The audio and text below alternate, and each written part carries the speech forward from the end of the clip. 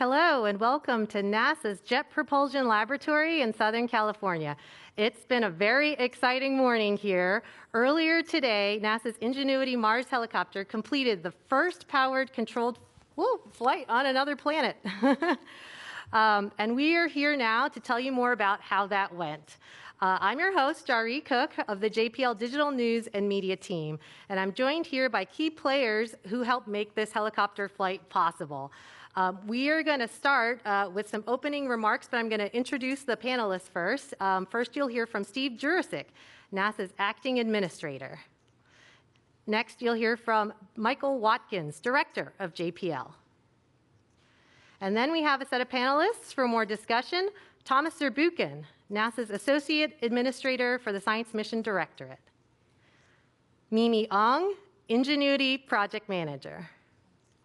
Bob Balaram, Ingenuity Chief Engineer, and Hovard Grip, Ingenuity Chief Pilot, and Justin Mackey, Perseverance Rover Imaging Scientist and Deputy Principal Investigator of the Mastcam-Z instrument. So I want to also note that the helicopter team is actually also with us on video conference.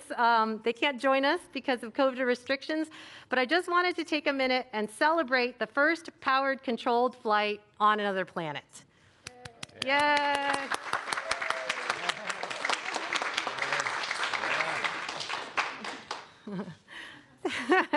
Virtual high fives all around, COVID safe. All right, now I wanted to note that we are going to take some questions. Those of you on the Media Telecon, if you want to put yourself in the queue, please press *1. Anyone with questions can also ask questions using the hashtag #MarsHelicopter. Okay, so let's get started with Steve Jurasik, who will then hand over to Michael Watkins at the lectern. Go ahead. Hey, thank you. So first, I just want to congratulate the team on an amazing historic first. Congratulations to Mimi, Bob, and Hovard. Just amazing. Like you said, first control powered flight on another planet, just truly amazing. Also want to congratulate the entire Perseverance team. The helicopter was added somewhat late, to the project, which made it really challenging, not only for the helicopter team, but also for the Perseverance team.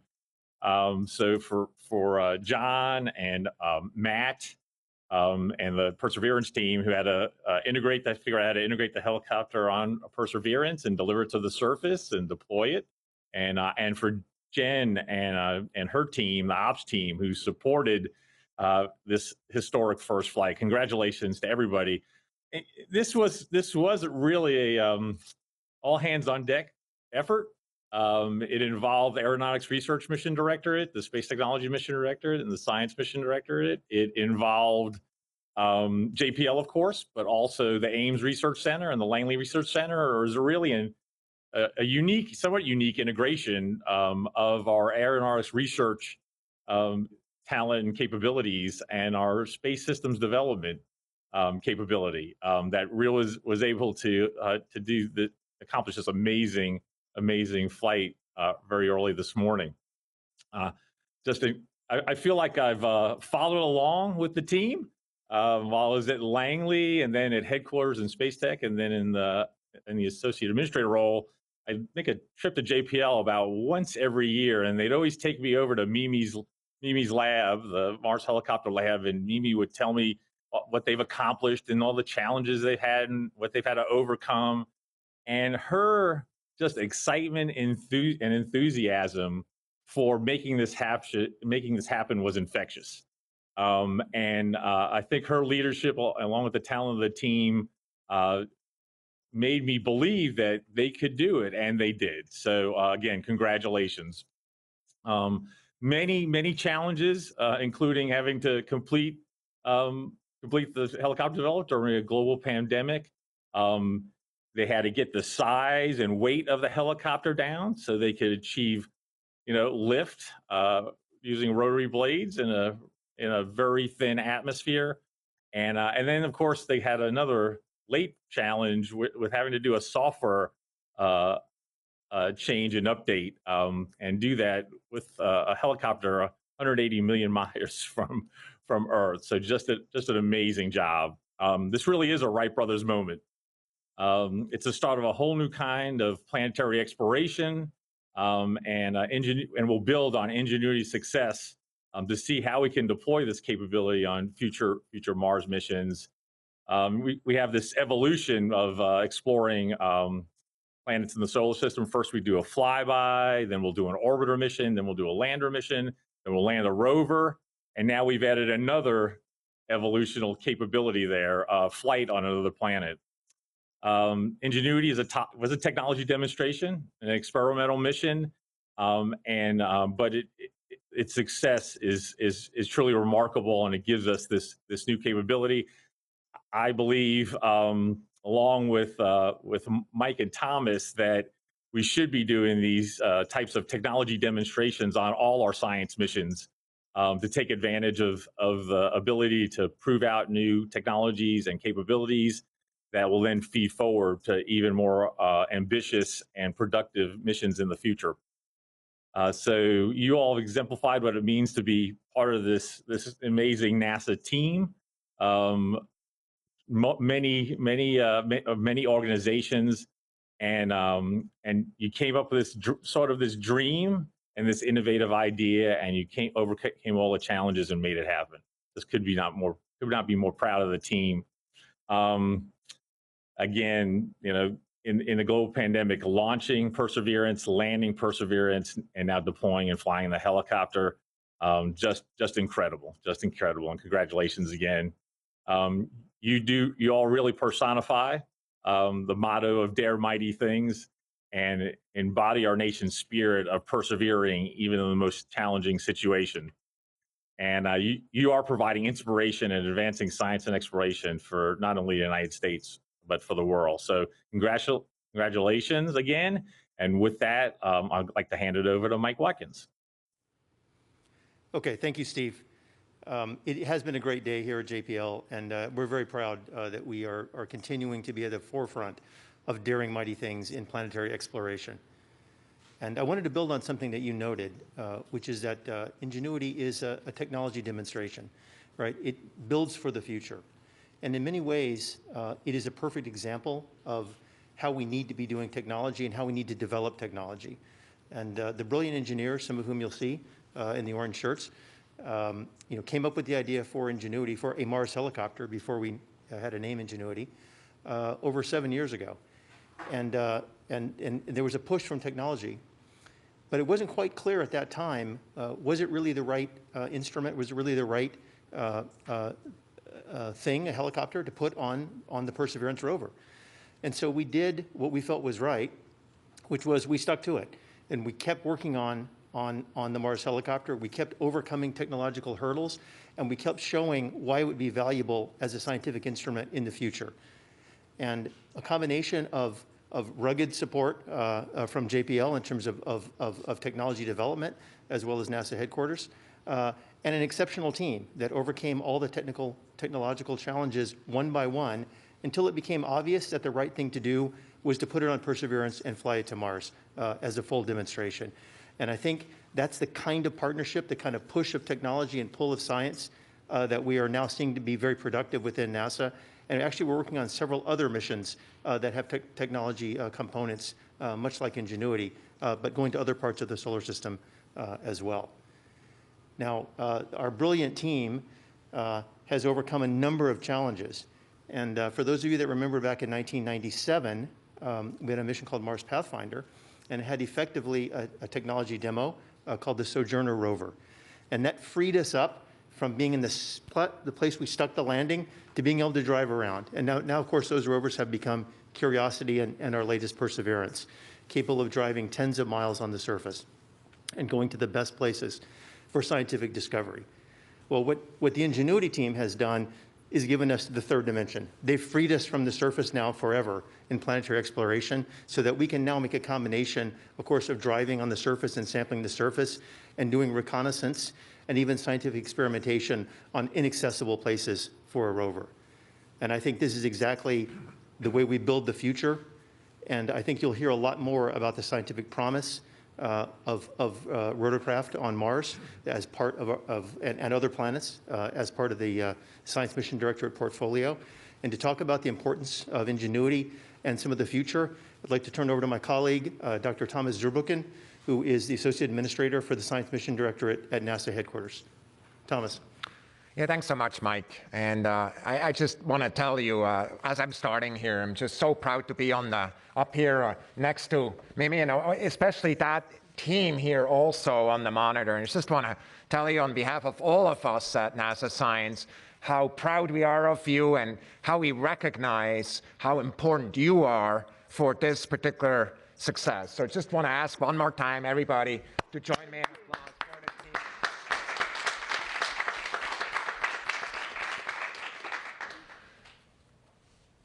The story of this team is compelling.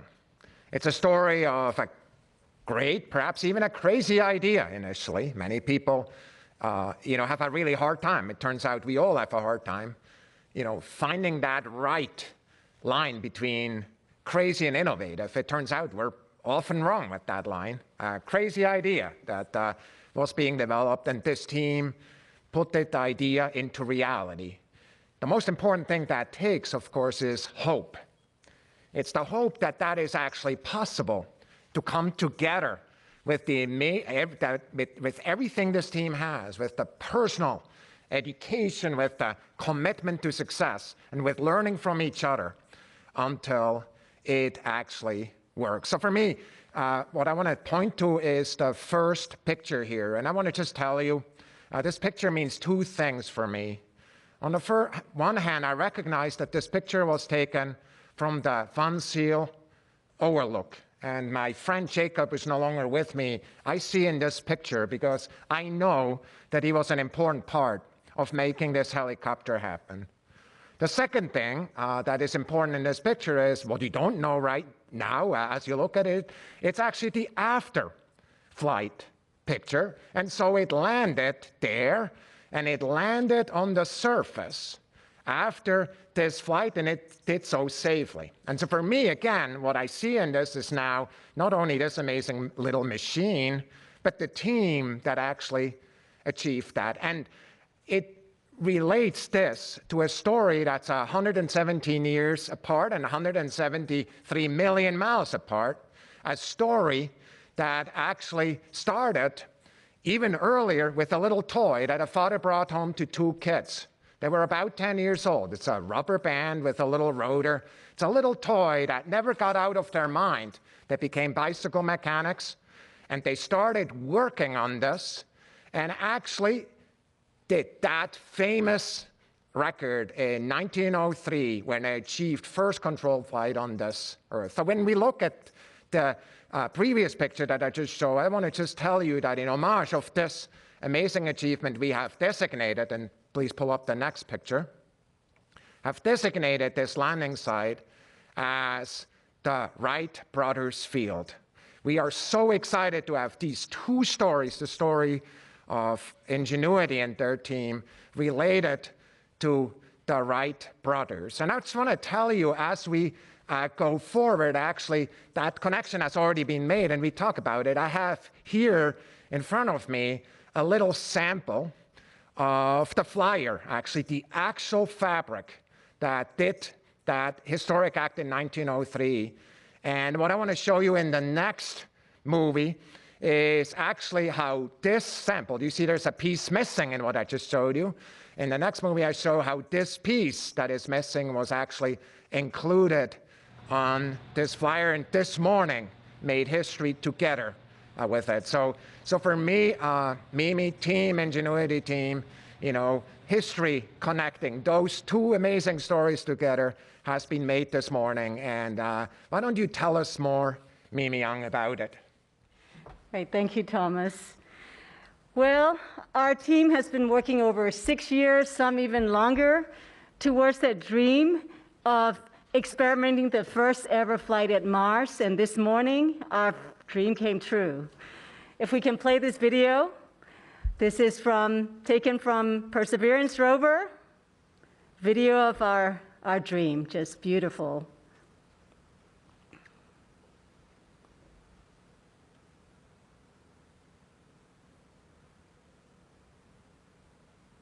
taking off. Goosebumps. It looks just the way we had tested in our test chamber, space simulator chamber here. Absolutely beautiful flight. I don't think I can ever stop watching it over and over again.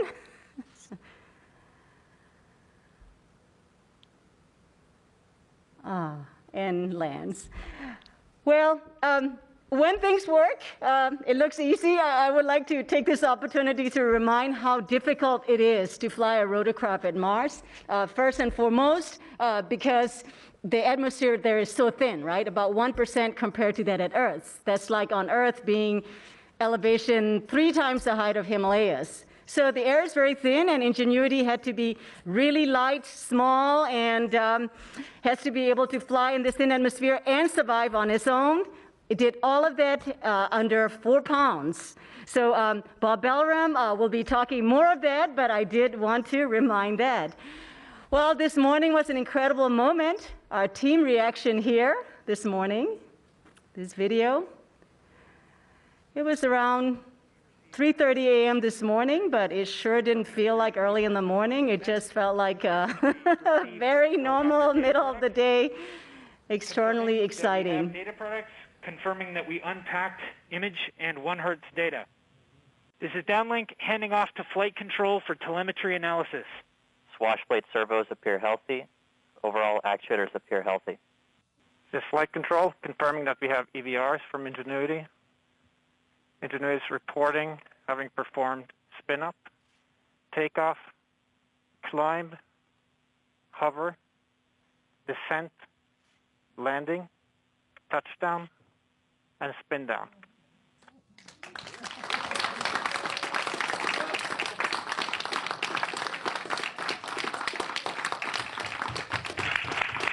And altimeter data confirms that Ingenuity has performed its first flight, the first flight of a powered aircraft on another planet.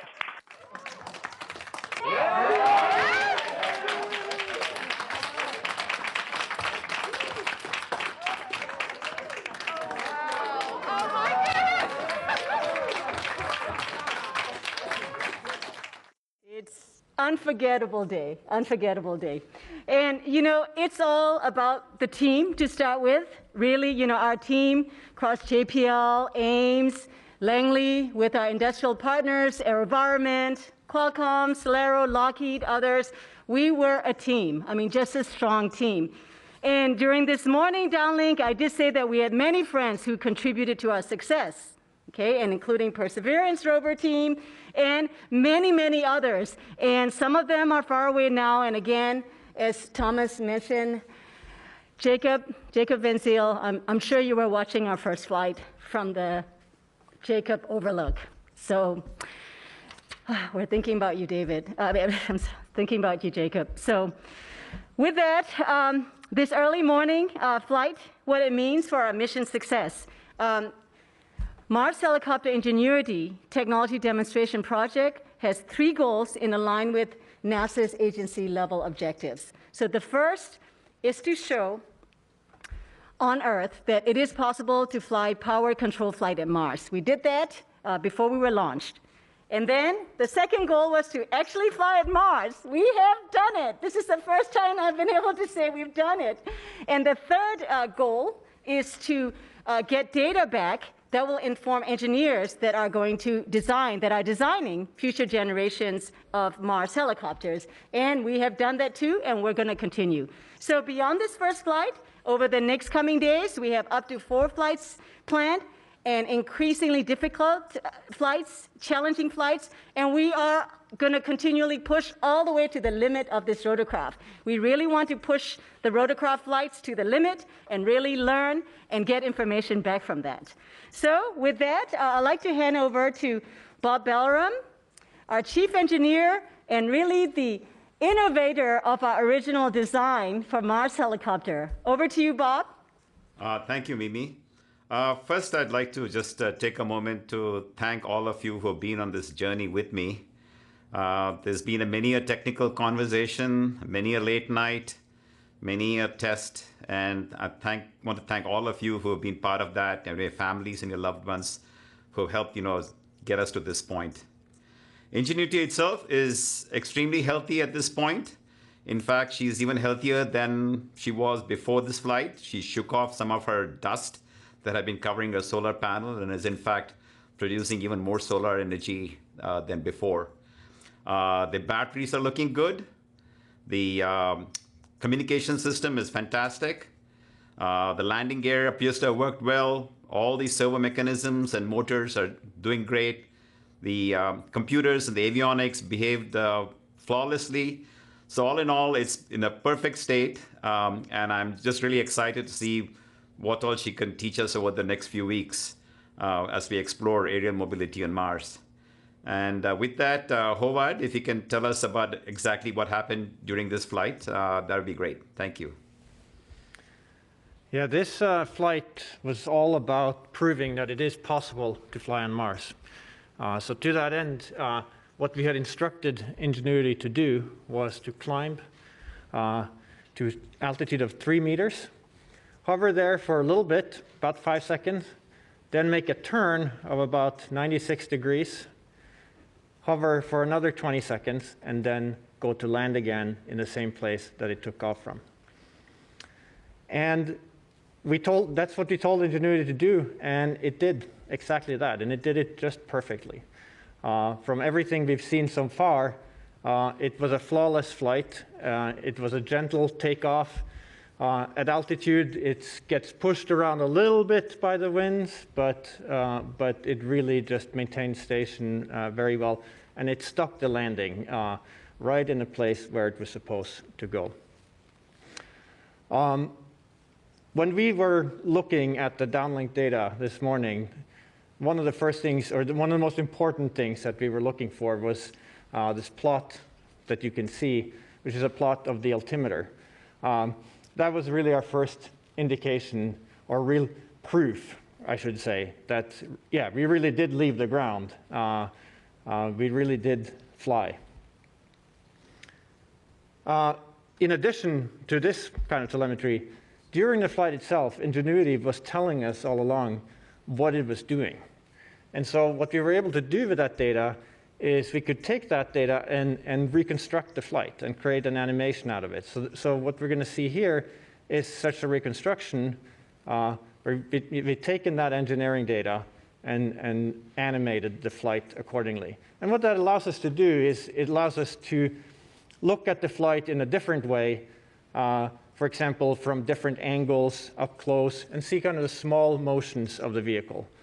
And what you will see here is that it's just really, really steady. Just a beautiful flight.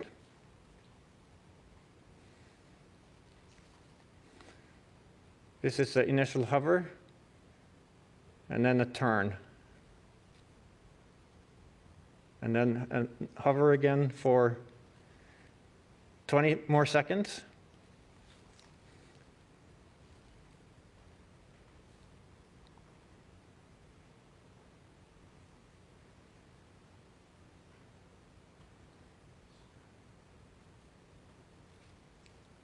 And then the landing.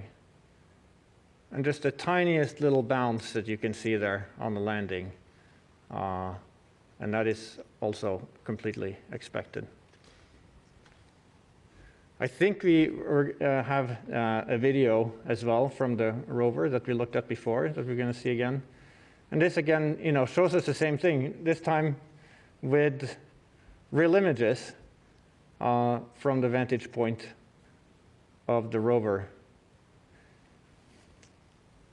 And it shows you, when you get up to altitude here, a little bit more clearly how it gets buffeted a little bit by the wind and how it very gently makes its way back and lands safely where it needs to be.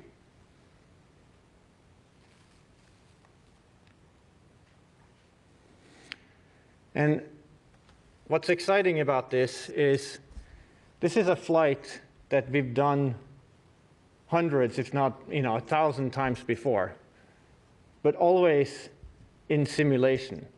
It's always been on a computer.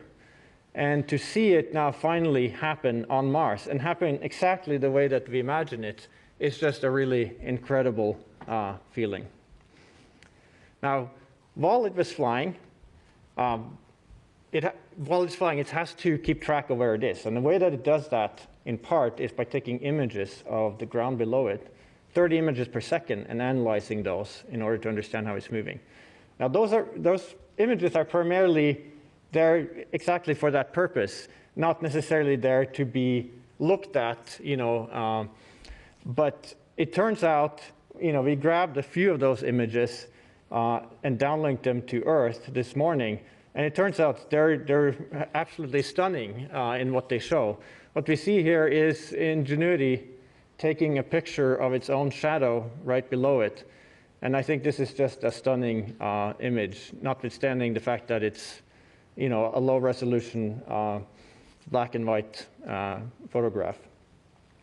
We have another image from the same camera, which shows just a moment right before touchdown. You can see the legs are just about to meet the ground here. And this is a very interesting image to me, in part because of what it doesn't show, which is it doesn't show a lot of obscuration from dust, which is one of the things that we weren't so sure about prior to doing this experiment. So already we're learning things here. And in particular here, dust did not seem to be an issue in terms of obscuring the navigation camera close to the ground. In the next few days, we expect to perform further flights, and we also expect to get color images down from the helicopter. Now, one more thing that I want to mention here is that the International Civil Aviation Organization has assigned us a 3-letter designator for Ingenuity, IGY, India Golf Yankee, with the call sign Ingenuity. And those details will be officially included in the next edition of ICAO's designators for aircraft operating agencies, aeronautical authorities, and services. And the location of the flight was assigned an ICAO location designator, JZRO, for Jezero Crater, where the NASA Mars operation took place. And of course, these designators come in handy when we go to write our logbook. This is something that should be very familiar to any pilot out there. We always want to log our flights so we don't forget that we did them. And so for that purpose, we have, I have this logbook with me. It says the nominal pilot's logbook for planets and moons, because we're always thinking ahead here at NASA. So with that, I'd like to talk to Justin, who will talk more about the imaging. Okay, thank you, Havard. I'm Justin Mackey. I'm the Perseverance rover imaging scientist and also the deputy PI of Mastcam-Z. And I'm here just really happy to be here to share with you the results of our imaging over the last few hours on Mars. There's sort of two cameras that we're talking about. The video camera is the Mastcam-Z camera, which is a science camera that PI is Jim Bell at Arizona State University and his team over there. And it was built by Malin Space Science Systems down in San Diego. Mike Kaplinger, Mike Revine with the hardware group built an excellent piece of hardware for us. And also Jensen running the ops team down there. And Kim Saxon here at JPL as our instrument engineer. And a whole team of people made this happen. So I just want to just thank all of them for getting us to this point.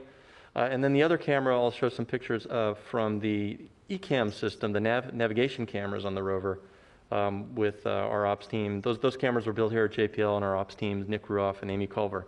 So just credit to the entire rover team. I'm wearing my rover blue here. I'm actually on the heli team also, but I had to pick a color. So I'm representing the rover team here. The uplink and downlink engineering teams, just keeping the rover running. The orbiters, our partners, getting us all this data. It's just really amazing. And we thank all of them, both here in NASA and ESA, TGO, and also the Deep Space Network. So I just wanted to thank all of these people for making this really happen. They enable all of this work. So with that, without further ado, I guess we'll go to the video one more time because you cannot see this enough. By the way, it only came down about 2 hours ago, the full frame. So let's go ahead and show the video. I'll talk a little bit about it It's a 720p video. It's 1280 by 720 pixels. It runs at about 6.7 frames per second. And we originally had the strategy of downlinking the 2.4 second snippet. So there it goes. You can see it taking off. And if you look carefully, you can see it turning in flight. People have talked about that. And this is new. This just came down right before this press conference. Turning in flight and then coming back and landing. So I mentioned the frame rate. This is with our one of our wider angle settings on the camera, 34 millimeters. So it's a little more a contextual shot. We also shot a full zoomed version on the heli itself, where the heli flies out of the field of view. We have not downlinked those full frame images yet. So we're expecting those in the coming days. We did verify from the imagery that the heli did take off about 3 meters above the surface. So that's an independent verification. The heli blades are a little blurred due to it's about a 10 millisecond exposure, which is about a 1/2 rotation of the blade at 2600 RPM, roughly. It's like 0.4. And let's see, and so far we've received about 14 or a little over 1,000 frames. I counted 1,400 last check out of about 2,000. So once again, the orbiter performance has really made this possible to even show you this so quickly to get video from the surface of Mars. So it's really an amazing feat by everybody. So the next image then is, again, going back to the fully zoomed 110 millimeter Mastcam Z picture of the heli on the ground. Again, this is just a nice shot showing, if you look closely, it may be hard to tell, if you look closely at the center, you can see that there's a camera on the helicopter itself that is now facing the rover. And it was not facing the rover before, so that's proof that it did turn in flight. And it's just a nice shot showing that the heli landed safely, and that's just a great picture to have. So then the next picture is now switching cameras. We're going to go to the NavCam camera, and the NavCam camera does not have the video capabilities like Mastcam Z, but we did take pictures during the flight, and this blink, hopefully it'll blink. You'll see the heli, that's the heli on the ground there. Looking carefully. Okay, no, actually, you know what? This is the other one. Now, if you look carefully at the heli, you should be able to see it shifting. That shows the difference between the takeoff location and the landing location. Maybe hard to see in the video, but we'll put that out we'll release that so people could look at that more closely. I can see it from here, but hopefully it'll come out on the video. So it just shows that the landing was just sort of real pinpoint landing there by the team, and so congrats to the heli team for just nailing it, Havard and company. And then the last video, or the last blink GIF shows, hopefully it shows the full height there. There it is, okay. So we have the full height of the helicopter there, captured by the NavCam mid-flight, and then a comparison with the heli then on the ground. Which will show the full height. It's hard to see the video there from here, but the main summary is that we actually, you know what? I'm looking at this. This looks like this is the Mastcam Z again. Well, we just got the data all down, so it sounds like it might be slightly out of order. I think the main point here is that we are swimming in data right now, and we're just cataloging it basically and learning about the flight. We're just extremely happy for this whole team, the rover team and the heli team. And I just wanted to close my statements by mentioning, I mentioned that I was on the heli team. This is like with Bob like 7 years ago, where we were talking about taking pictures from a heli. Seeing it all come together like this is really reminiscent of another project that I worked on 24 years ago, the Mars Pathfinder mission, where we had the Sojourner rover, which was a new technology, a new capability. There were skeptics at the beginning, and then once something like this happens on Mars, the skeptics get converted, and it soon becomes a new way of doing things. And I really feel this project, this team has the same vibe that we had 24 years ago with Sojourner. Just going from a concept to demonstration like this is going to open up new avenues, new ways of exploring. So it's very exciting. We're very excited that this is all working so well, and just happy to get all this data back. All right, thanks, Justin, and thanks for rolling with it. As Justin says, the images are all coming down in a fire hose, and we will make the images available for you all online, so look for it on the website. So we're going to transition now into Q&A.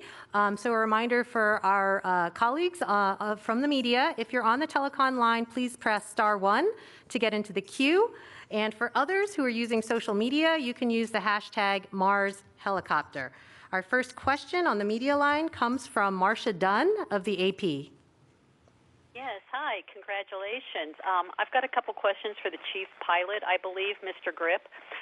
What was the wind speed at Wright Brothers Field today for the flight? And when are you anticipating to attempt Flight 2? I know you had a schedule laid out in advance, but since you're a week down on the timeline, I wasn't sure if you were going to try to rush things along. Thank you. Yeah, so in terms of the winds, we did take additional data during the flight, and we expect to get some more information about what the actual winds were at that time. What we can operate with is, at this point, is the forecast that we have based on prior data. And there is some uncertainty on that, but the most recent indications that I have is that it was on the order of somewhere between 2 to 6 meters per second of wind, and that's what we were dealing with. And that would seem, just eyeballing the behavior of the flights, that doesn't seem inconsistent with the behavior, although it's hard to say much more than that. As far as when we perform the next flight specifically, I'll let Mimi perhaps answer that question. Sure, yeah. So we'll get the high rate data downlink from the helicopter to us tomorrow, and then we will be attempting to fly within the next few days. So we're targeting for this Thursday, but we'll know more after we get the high rate data. Great, thank you. Our next caller is Kenneth Chang from the New York Times. Hi, so I was wondering if you had better plans for the 4th and 5th flights. I guess when I talked to Mimi, Bob, and Hobart last year, you had mentioned aiming for 500 feet at 15 meters. And I was also wondering, when conceivably might there be a second helicopter on Mars? So in terms of flights 4 and 5, I think we still have a little bit of team discussion, on basis of just today's flight, the results of that, and what we're going to get over the next 2 flights, flights 2 and 3. And that will inform what we do for that. But just in general terms, what we're talking about here is going higher, going further, going faster, stretching the capabilities of the helicopter in those ways. But exactly how far in those directions is a discussion that we need to have. So regardless, I can add that we will be pushing the envelope. So as we succeed in certain lateral flights, we're going to go further, faster, definitely, especially towards the end of the experimental window, we will be pushing the envelope and really stretching and understanding how well, we can fly. So for the second helicopter question, I think I'll pass it to you, Thomas. Yeah, and of course, second, the answer is I don't know what the answer is. When are we going to fly? I mean, what I'm really interested in is, frankly, the science community's ideas about how to turn this into a science machine, from a tech demo into a science machine. And you see what the opportunities are to fly to Mars. You know that we have something scheduled in 26, 28 with Mars sample return. But we do competitions on a regular basis for missions that go elsewhere. I mean, we're really interested now going forward, but there's nothing set right now into stone as to when the next helicopter will be going to Mars. Okay, great, thank you. Our next caller is Bill Harwood of CBS News. Are you there with us, Bill? I'm sorry, can you hear me now? Yes, there you are. Oh, sorry about that. This is a question for Mimi. You said in your blog post over the weekend that you guys had come up with this software fix, and you warned us that there was maybe a 15% chance it wasn't going to work. You didn't know for sure, and that if it didn't, you just would try again. What is the strategy going forward, given the results today? Is that what you would do on flights 2, 3, or 4 if one of them gets delayed by this software problem? You would just try again. And I'm wondering is there a deadline where the Perseverance folks really want you to be finished so they can go on with their mission? I'm trying to wonder if there's some clock running on you guys. Thanks. Absolutely. So this command only option that we chose, the simpler option, it has paid off. We got our first flight in hand. And for the second flight, we will be using the same technique. And so far, it's working well. We've been testing it on Ingenuity, and then today it worked well. So we're going to proceed in that direction. In terms of the duration, yes, we have a 30-day experiment window, and so we have about 2 weeks left. And we believe we'll be able to squeeze the next 4 flights that we have planned. This increasingly bolder flights, we want to go hundreds of meters out towards the end. We do want to push it, and I believe we have enough time to squeeze the next 4 flights in the next 2 weeks left. So again, thank you to Ken Farley, the Perseverance rover team. We will be done in our month, and the rover needs to go on for its primary mission. That's it's very important. So that's the plan. Okay, great. Yes, we have a month of Ingenuity and still some time left. All right. Our next call comes from Steve Gorman of Reuters. Go ahead. Hi. Hope you can hear me. Thanks very much. I just wanted to know, I'm not sure who to direct this question to exactly, but are there practical implications of the success of Ingenuity, not only for expanded, enhanced Mars exploration, but for similar modes of aerial exploration on other worlds, such as Venus or Titan? Bob Bellerum, our chief engineer. Bob, do you want to take that? Yes. The general technique of aerial flight is applicable to, places like Titan and Venus. The specific vehicle, I think, will be quite different. Titan's a much easier place to fly, easier even than Earth in some regards. And Venus, has, depending on where you want to fly, has certain temperature issues. So the specific designs and will be quite different. But yes, this does open up that doorway. And I think the bigger lesson here, I think, is also how do we operate these vehicles? How do we test these vehicles? So there is that kind of knowledge that we have learned from this process of flying Ingenuity that will definitely transfer over and be useful for the folks who will be considering missions to those places. Congratulations. Okay, all right. Thanks, Steve. Next up, we have Mike Wall of Space.com. Thank you all for doing this. Just a quick question for probably Justin. Could you just kind of talk a little bit about how difficult it was to get those shots? It seems like everything is perfectly centered and everything worked extremely well. And I know you guys practiced, but was that tough? And a quick second one, do you guys plan to actually try to capture audio on the next flight, like whenever it happens? Thank you. Yeah, so that's a great question. I can tell you from firsthand experience that was harder than it looks. In fact, I think I speak for our entire imaging team that we're kind of relieved that we caught it in flight. We had practiced this 3-4 times before, and this was the first time that we were able to nail it. I think it's an interesting problem. You have 2 different spacecraft with 2 different time. They both have roughly the same time, but they operate differently.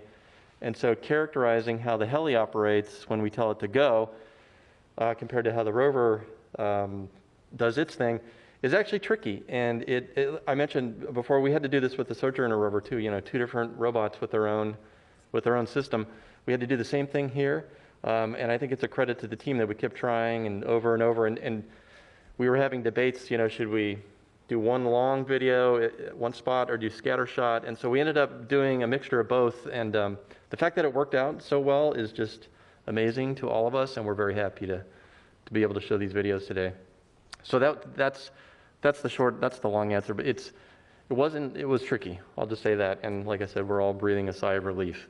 The second question was, what was the second question? What's that? Oh, the microphone, yes. We do have a microphone, and there is a plan to record the sound. We didn't want to put that into the first observation or the first try because it was complicated enough just trying to get the video to work. And so we're going to be putting that in an upcoming plan. I'm not sure if it'll be the second flight, but it's certainly one of our later flights, we have two microphones. We have the EDL cam microphone and then the super cam microphone. And I can tell you the microphone owners are very eager to try, and so we're waiting in the wings to get a chance to record it. And that goes along the lines of, starting out conservative and getting bolder. And one concern we have is if we turn on the microphone, just in case there's a chance of, EMI interference between the microphone and the helicopter flight. So we really want our birds, a few birds in our hands, and then we'll play with the microphone at that point. Okay, great. Okay, next caller is Paul Brinkman of UPI. Hi, yes, thanks for taking my question.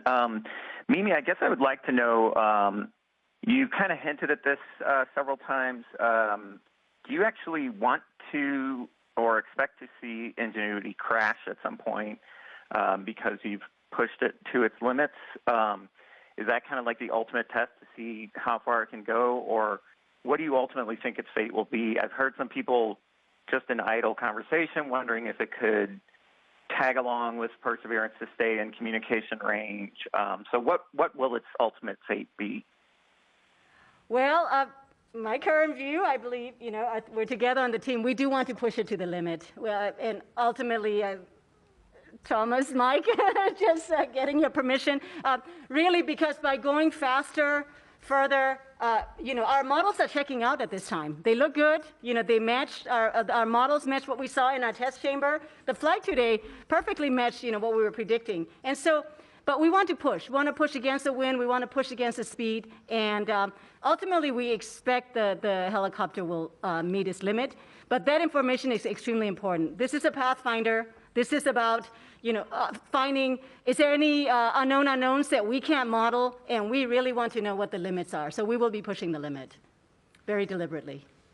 I think it's also important, and I think I just want to tell you this plan was put together by Mimi and her team, and I just want to tell you it's also important and totally supportive of that plan to actually deal with this like a tech demo. We really want to be sure that when everything is said and done, we know the full scope of what's possible with that type of flying machine. And so for us, that's really critical. And for me, kind of really putting kind of a scope, a constraint around it, like the month of Ingenuity is very much in the spirit of a tech demo. That's exactly what you would want to do, right? Kind of to make sure that in fact, we're putting the pedal down and are going for it. And I just applaud the entire team and of course, the entire Perseverance team to basically who are part of this experiment. So I just can't wait to see what the next flights are like, Mimi, and as we go forward, how this story will go on. All right. Well, in the spirit of sort of casting ahead, I'm going to take a social media question, and I think this one's for Bob. Space Tourism on Instagram asks, do you think you will be able to scale up the concept and fly heavy payloads, and by when? Yeah, so the fundamental, dynamics of these vehicles does scale up to fairly reasonable sizes. So we are thinking of things in the 25 to 30 kilogram class, which is, about the 50 pounds type of class of vehicles. And those vehicles would carry maybe about 4 kilograms of science of that order, about 10 pounds of science instruments. And so early design work on that has started in terms of conceptual designs and to see what would it take to deploy these and operate them. And so that would be, I think, a good sweet spot for the next generation design. Anything much larger, the packaging of the blades and things becomes quite awkward, so may not be quite feasible in the near term. But definitely something in the 50-pound class compared to a little 4-pound Ingenuity is definitely something that's very feasible and is actually like some early progress has been made in that direction. Great. Thank you, Bob. Another social media question this time for Mimi. Pete on Twitter asks, what has been the most challenging part about this process? What is the most interesting thing y'all have learned from this flight? Most challenging? Well, I think Bob can answer it. First was meeting that 4-pound, that 1.8 kilogram limit. Theoretically, it was proven, it is possible to lift, build a helicopter. We knew early on from analysis. The real question is 1.8 kilogram. And Bob, as the chief engineer, managed those 1,800 grams. And I once saw him arguing with Eric Archer, who again, we have lost, sadly. Over, Bob, do you remember? Was it over 2 grams or 3 grams? Eric wanted this telecom hardware that was 2 more grams or 3 more grams, and Bob just wouldn't give up. So anyway, it made a huge impression. So the biggest challenge was the mass to start with. Okay, yes, sounds like every gram counts. Okay.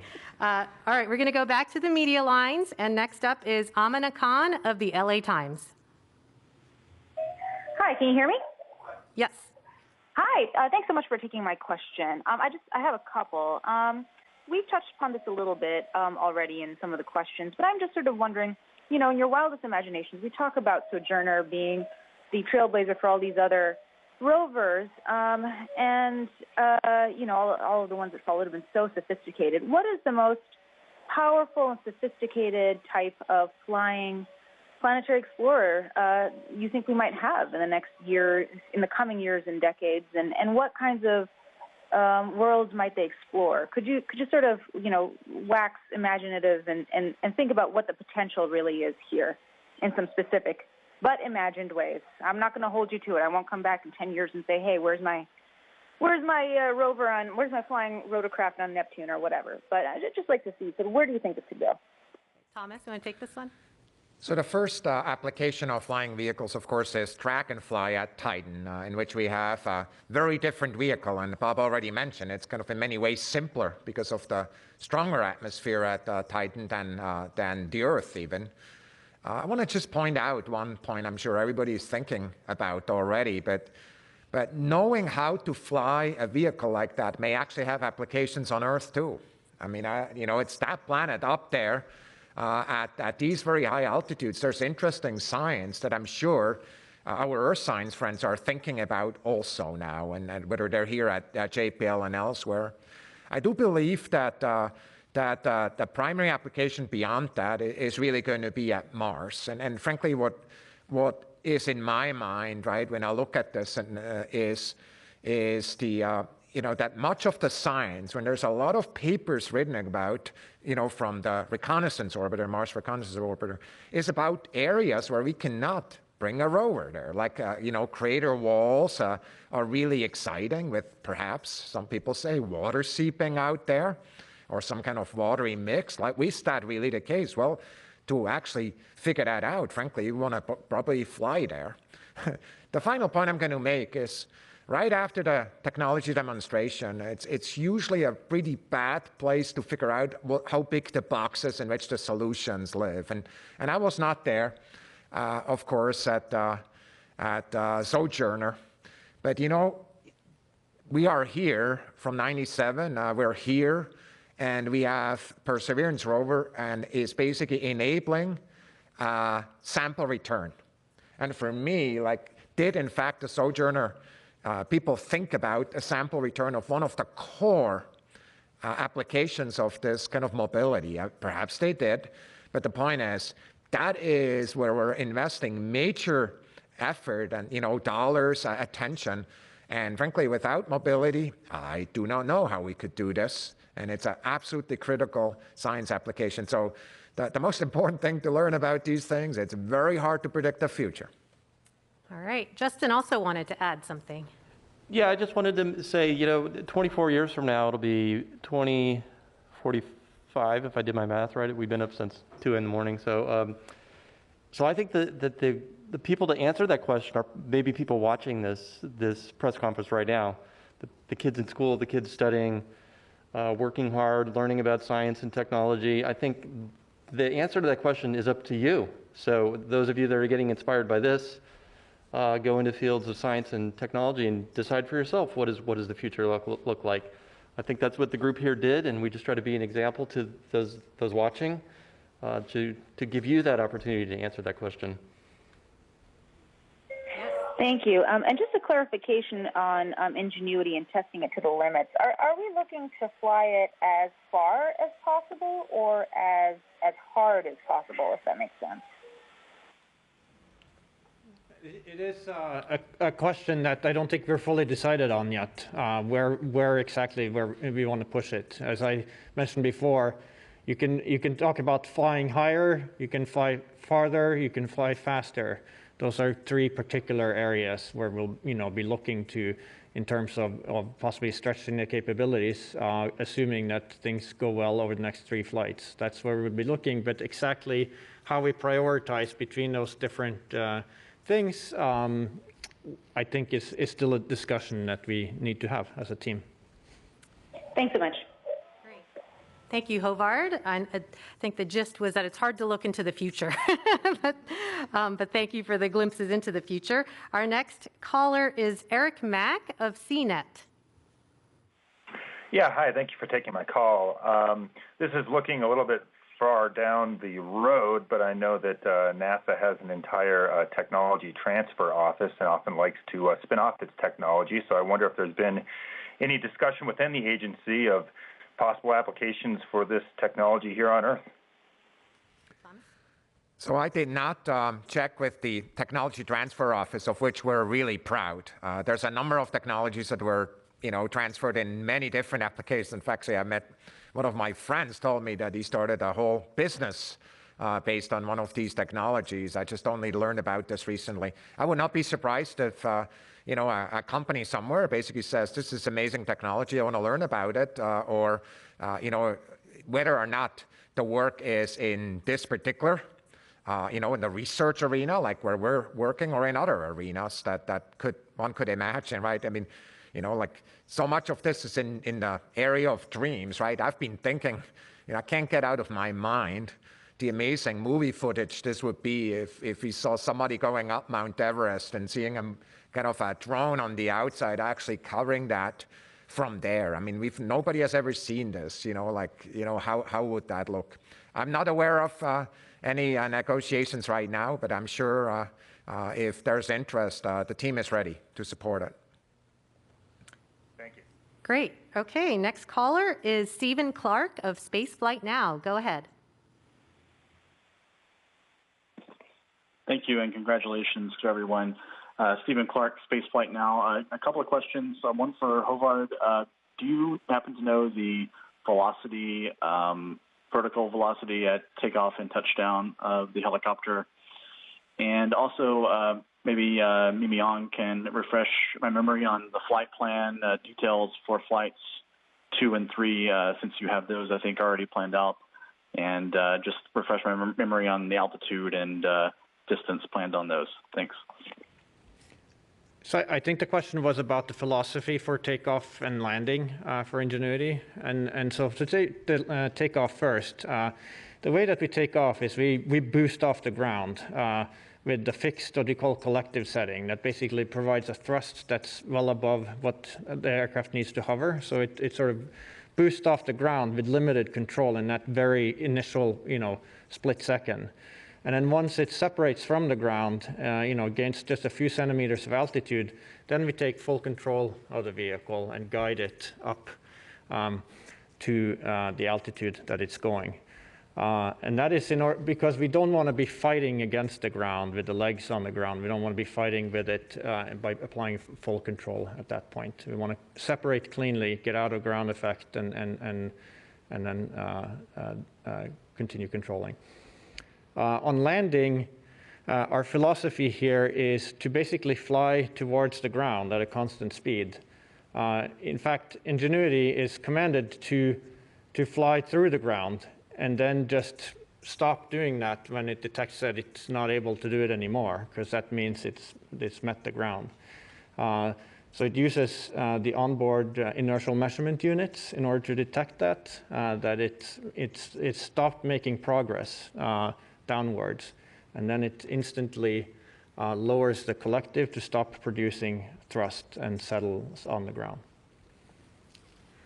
And then on the flights 2 and 3, the second flight is to take off like today, except higher to 3 meters height instead to 5 meters height instead of the 3 meters height that we went up to. So we'll go up to 5 meters height and then fly laterally for about 2 meters. Come back the 2 meters and land from where the exact spot that the vehicle took off on. And then following that, flight 3 would be again to go up to 5 meters and then fly laterally 50 meters out and then come back 50 meters and come back.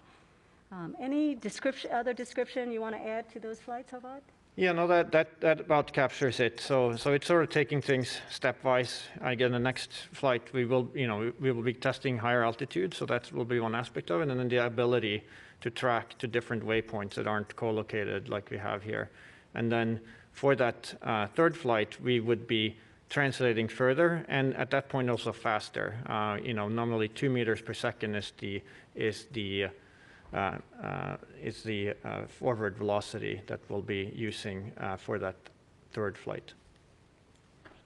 Okay, thank you. We're going to go to another media question from Joey Roulette of The Verge. Hey, thank you for taking my question. This one's for Thomas, and it kind of echoes some of the other questions already asked, but from a broader perspective, how much more confidence does this flight give you for sending more helicopters to Mars or other planets? And for Mimi or Håvard, what exactly does pushing Ingenuity to its limits mean, and how high, I guess, could it go based on the data that you guys are seeing now? And is there anything that you guys are seeing in this data that kind of tells you what those limits might be? Thanks.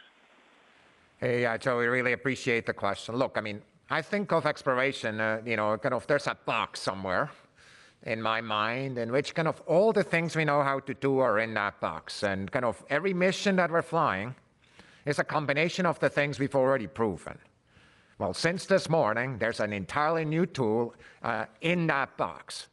And it should be combined with the other things that are there. And I'm very confident that great ideas will emerge with that technology proven here for new missions. I would be very disappointed in the science community and the technology community if they didn't come up with something utterly amazing because of the new dimension that was added by this technology to explore. So for me, I'm confident we'll see a lot of this as we go forward. What it is exactly, I can't tell you today. Yeah, so again, in terms of how far we challenge it and what direction is still a little bit of a discussion, but what I can say a little bit about is, what are the things that we are challenging, if we go, say, faster with the helicopter. One of the things is airspeed. The aircraft is, tested up to a certain airspeed.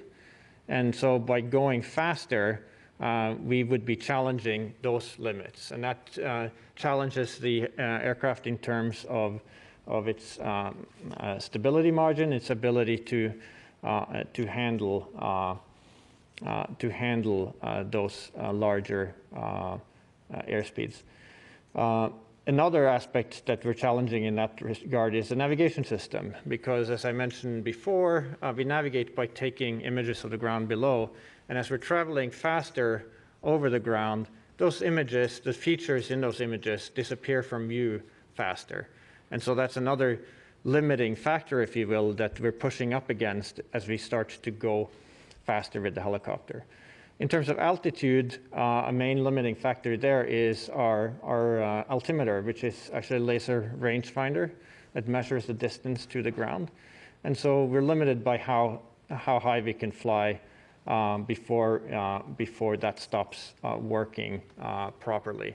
And so nominally there, we're looking at probably somewhere, at 10 meters or a little bit more, but not much more than that before we would start to run into limits with the laser rangefinder. Well, to put a number on the distance of it, I'd love to push it to 600, 700 meters. So just putting it on the record. Okay. So anyway, this is the further team discussion we're going to have. I'm being more cautious here, but yeah, I'll take that discussion. Okay, all right, thanks for that. Next caller is Guy Norris of Aviation Week. Yes, thanks for taking my call, and congratulations on an amazing achievement. Obviously, you are at the beginning of the first ever extraterrestrial flight test program, I guess. And one of the things I was wondering about, just to go back a little bit to what Mimi was saying, was the lessons learned. How quickly you'll be able to draw on these lessons learned for the following flight test program. For the following flight test. Specifically, the RPM, the liftoff RPM, and the descent rate that you saw on this first flight. will you be able to basically work on analyzing whether those were within predictions, as you said? And the last part is just, could you say what these vertical velocities were on liftoff and touchdown? Yeah, so we will be getting, so the data that we've seen so far is actually fairly limited. We will be getting, in the next few days, we'll be getting a lot more data down from the helicopter, and that'll tell us a lot about how it performed. So in relation to the RPM, for example, the RPM is set based on what we expected the density to be at the time of flight in order to put us in a particular operating regime. And so what we will see when we get data down is we'll see what did the helicopter have to do in terms of the controls operating at that RPM. Were we operating at the set point that we thought we would be, or were we off from that? And that'll tell us, among other things, something, it'll at least tell us to what extent was the RPM appropriate for the density that we were at. So that's one example of that. We'll also get a lot of metrics that will help us analyze the navigation system and see how well did it do at tracking features on the ground during flight. And then I didn't actually hear the last question that was asked, if you could repeat that. It was really just in terms of the velocity, really, of but as you said, I think you're still going through the data. I just wondered if the touchdown did seem rather sporty in terms of the descent rate, but I presume that, as you mentioned, is part of the philosophy of how you approach that landing sequence. Yes, it is. It definitely is. So we descend at 1 meter per second, and as you know, in terms of sportiness, you can see we don't slow down when we start to near the ground, and there are multiple reasons for that. One of them is we just don't want to hang out too long in ground effect. Another reason is we are assuming that we could be obscured by dust when we're operating close to the ground. Now, as you can see from the images, we don't see much indication of that, but that's been our long-standing assumption, and for that reason, we don't use the camera or the laser rangefinder when we're near the ground. We're just operating based on what's called inertial measurements, and those tend to drift very quickly. So we want to get, when we're in that mode, we need to get down to the ground quickly. So that's another reason to just aim for the ground at a relatively high velocity and not try to slow down too much in the process. And the third reason is because we're sensing that we're meeting the ground, we want to do that confidently. If we just barely touch it, it's hard to detect that that's what you did. And so we touch down confidently. We can very easily detect that we did so, and then we can stop flying. Okay, all right. We're going to take a social media question here. This is for Mimi. Donnie on YouTube asks, what advice would you give for girls and young ladies in school around the world who are interested in pursuing a career in space-related technology? My advice, if you're attracted to it, go for it. Don't let anybody talk you out of it, including yourself. So I like to say, find an intersection of what you like to do, what you're good at, and the cause that you want to make and improve on. Find that intersection of those three. When you find it, like it sounds like you are attracted to STEM, go for it. And it takes tons of hard work, but it won't feel like hard work because you're going to enjoy it so much. Your passion's going to come out of it, and you will be able to make whatever you want to make happen. So yes, my biggest advice, don't let yourself talk you out of it, and definitely don't let other people talk you out of it. Thank you, Mimi. Okay, we're back to the media lines. Rick Lovett of Cosmos Magazine. Go ahead. Yes, thank you very much. My question has already been answered. Okay, all right. Then we will take the next media caller, Leo Enright of Irish Television.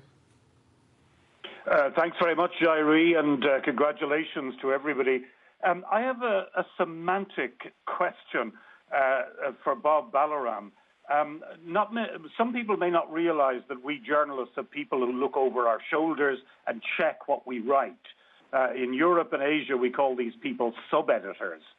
And my sub-editors want to know, why do I keep calling this a helicopter, and why do I not call it a drone? Can you help me answer that? And Jairi, if I could ask a second question to Justin Mackey to know where is Perseverance going to be during this extended flight test program? Is it going to stay in place, or will it move around between flights? Thanks. Yeah, so purely as as a terminology, whether you call it a rotorcraft or a helicopter or a drone, you could use those interchangeably. I think one of the connotations of drone here is that it's has a little bit of an off-the-shelf. You go buy it at your favorite store, and you can fly it out of the box. Ingenuity is quite different. It had to be designed from the ground up for a very alien, very harsh environment. We don't have drones that survive minus 130 degrees Fahrenheit at night. We don't have drones that fly in 1% of the atmosphere of Earth. So if you're careful about using the word drone, and you remember that this is a very, very, very special drone, you could say drone. But just want to make sure that people don't lose track of the fact that it's a very special aircraft that's quite unique. But if you want to call it a drone, helicopter, rotorcraft, depending upon your community and your audience, feel free. Okay, and then Justin, you want to? Yes, so the rover is actually going to stay at its current location during the next few test flights. This location was actually, there was a fair amount of discussion about where to park for the duration of the month of Ingenuity, and the science team spent time debating that and picked this location. There are a lot of interesting nearby rocks that the team has actually been, over the weekend, doing a lot of interesting discussion about trying to understand where the local geology, and they're keeping very busy actually. I will also mention too that this is giving the team a chance to just look at all the data. We've also been using Mastcam Z and the SuperCam RMI remote microscopic imager to take really detailed pictures of the delta remnants. And there's been a lot of discussion about which way should we head into the delta. Should we go one way or the other way? And so this is giving the team a chance to get caught up on all of that too. So we're going to be parked right where we are. We like this location, and I don't know if any of us mentioned the heli is about 70 meters away from where we are right now, 69 to 70 meters. So we like that vantage point. As you can see, we get a good view of the heli, so we're happy with the current location. Okay, we're going to take another media question. This one is Rose Ann Aragon from KPRC TV. Thank you so much for taking my question, and congratulations. This is sort of whoever would like to answer this. I understand that you have done hundreds of simulations of this. I'm interested to know, is there something that you have learned that's significant that was not in line with what you had predicted with the simulations, other than the dust and the cameras, of course? It looks like, like it did in simulation. It's, again, we're going to get more data, and so we're going to mine through that, and we're going to learn things from that, and there may be things there that are unexpected. But just looking at what we've seen so far, it certainly, flies very much like what we predicted in our simulations, which is really great. And as far as the dust, yes, our fears about having obscurations from dust near the ground do not seem to be borne out. We always knew that there was uncertainty with that, and we always took a cautious approach to it in terms of how we designed it. And I'm happy that we did. And but it doesn't seem like the worst concerns in that area came true. And just to add to that, this morning, Jaakko Karas, who was looking at the telemetry from the motor and the servo controls, he said, telemetry just looks exactly like what we see in the chamber. So anyway, it is looking really good, and but we'll be scouring through the data. This is what Tech Demo is about. So we will be looking at the high definition, high rate data over the next few days. Justin, do you want to add something? I'll just add, from the imaging point of view, we've learned a lot from this first flight. It's very hard, as you might imagine, it's very hard to simulate a helicopter at 70 meters, full speed, spin, to get the timing. And so we're going to take what we learned from our imaging today, and we're going to work to improve the additional flight imaging attempts. So stay tuned, and we're hoping to have even better video to show. Great. Okay. Thank you so much. And Go ahead. with the full scope of understanding the vehicle itself, where will this helicopter be the most productive and that would bring the most information on Mars? Thomas, do you want to take that? There are many areas on Mars that, frankly, we would like to have more information about. And that information is not accessible in any fashion by rover. And so for me, if I was to make a prediction, and again, you know, Yogi Berra said it's hard to make predictions, especially about the future, and that also applies here. But if I was to make a prediction, I would say the first type of applications are in one or another location like this, especially crater walls or specific craters where we just can't get in, you know, and we would like to see what's there and how the walls are composed. But somebody else may have a different idea here on the panel, or I'm sure in the science community with 10 scientists will have 20 ideas. Okay, thank you. All right, we're going to take another social media question. Maybe Mimi can start with this, but it probably applies to everyone, especially the people on our video conference. Stephanie Lee on Twitter says, how is the Mars helicopter team going to celebrate this amazing accomplishment? Well, okay, I'll answer. First of all, this is the first day in our 6-7 years of effort that we feel licensed to celebrate just the way we are. Hovarth's one of them, Josh Ravitch another one, Teddy Xenotos is another one. There are a few who have never let me celebrate fully that have always said, not yet, not yet. And so we've had a long journey. You know, we came from a little prototype to a risk reduction vehicle, to engineering development model, to Ingenuity, and then how to get onto the rover, getting launched, and then surviving the launch and surviving the drop, and you know, and here we are. Every step has been huge, and we have never allowed ourselves to celebrate fully. So yes, we will be celebrating 100% fully. We're authorized for the first time. But I'm sorry to disappoint you. We don't know what our party plan is. At least a WebEx happy hour. Now, Bob, do you want to chime in? Bob is usually, can you tell? He's our chief engineer and innovator. So he always thinks out of the box. I don't know, Bob. What should we say? Oh, I don't know, Mimi. I think we could look to you for leadership even here. Jeez, then we're in trouble. So anyway, that's a great question. Well, I know we're under COVID conditions, but hopefully you could see everybody smiling under their masks. All right, we're going to go back to the media lines. We have Kin Song Lee from Hong Kong Cable News. Go ahead. Hi, thank you. I'd like to ask, what's the meaning of this flight for the aerodynamic studies? And I hope you could explain a bit more on whether we could fly other kinds of aircraft on other planets. Thank you. Hovard? Yeah, so it's very significant in terms of validating, you know, the aerodynamic modeling that we've done in this project. So, you know, I say, you know, it looks like what we've simulated. And that's great because it validates, you know, the work that we've done. It means, you know, we got it right. And that is a huge, huge thing in this case. And we'll of course learn more as we get additional data and do additional flights for that. And as far as doing flights elsewhere, I think maybe Thomas could comment on that.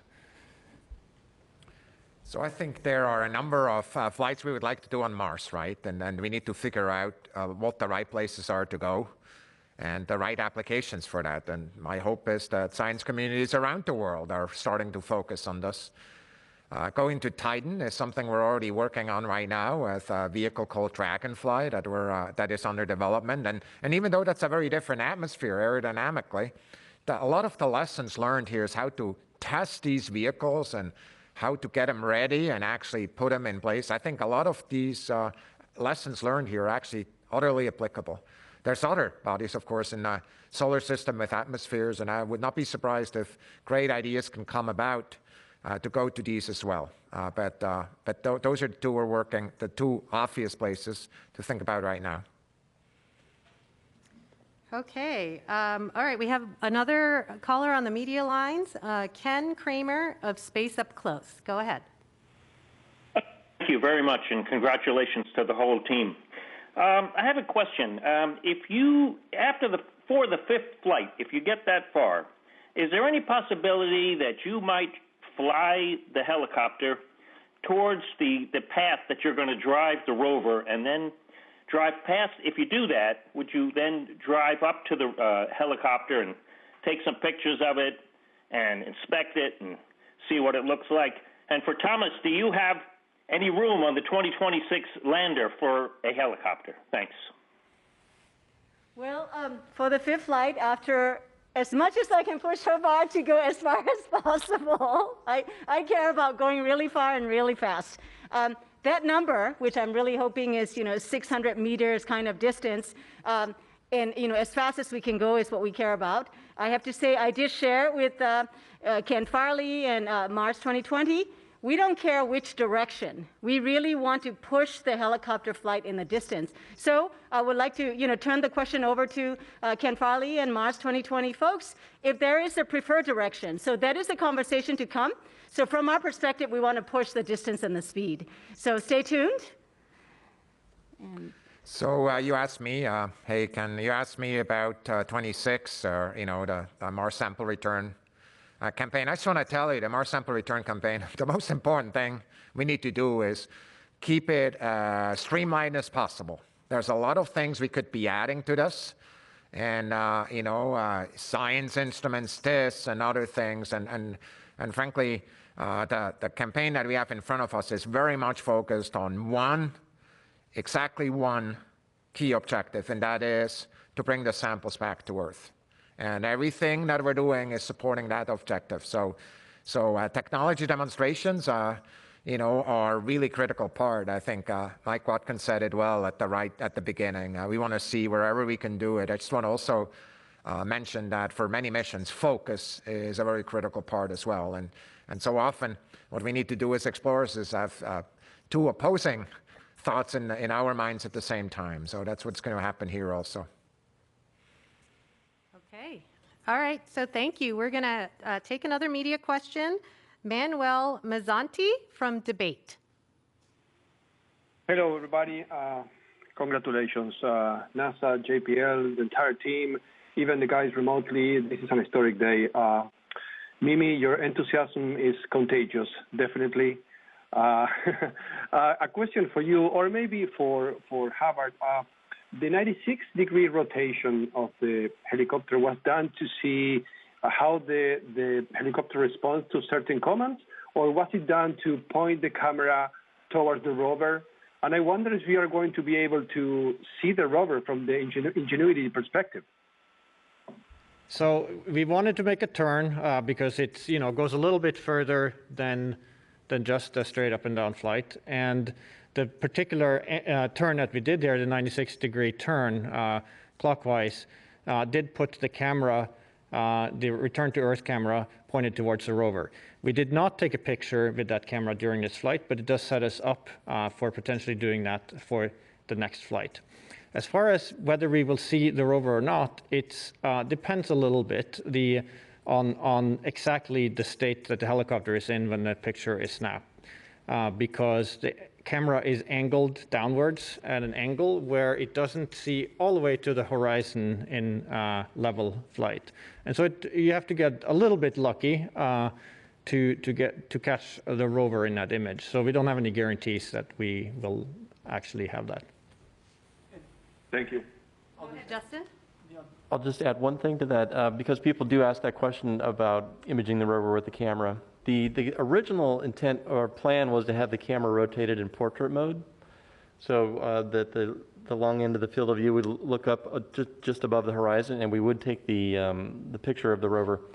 But late during development, and Bob can even talk about it a little more, there was an issue with the configuration, and it had to be changed and mounted in landscape mode.